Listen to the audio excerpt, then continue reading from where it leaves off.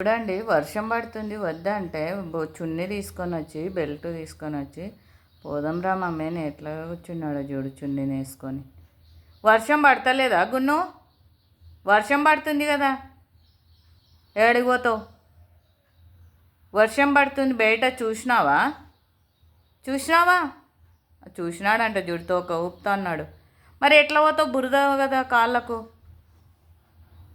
అప్పనా తింటావా? తిను మరి, పట్టుకోవాలనా?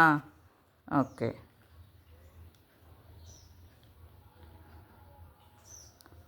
తిన్. అట్లా చేయకూడదు నాన్న, తినాలి కదా, లేకుంటే వేరే వాళ్ళకి ఇస్తా.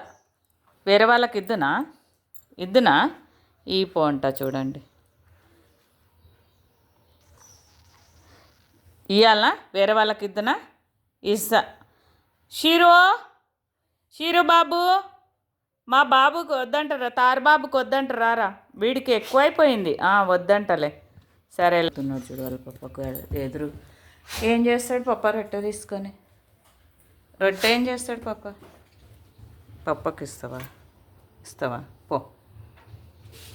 అబ్బా, ఇంకా చూడండి, ఇప్పుడు దాకా మీరే చూసినారు కదా, తినలేదు కదా, ఎలా పెట్టుకొని తింటున్నాడు చూడండి. ఎంత బుద్ధిమంతుడు వాడు. తింటున్నాడు కదా, నువ్వే సాడీ చెప్తున్నావు అన్నట్లు చేస్తున్నాడు చూడు వాడు. ఎలా పోయేది కదా, ఏం తెచ్చినాడా అని చూస్తున్నాడు.